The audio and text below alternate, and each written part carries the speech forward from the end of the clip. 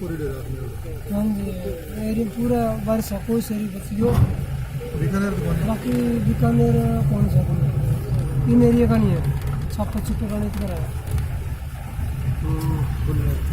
वर्षा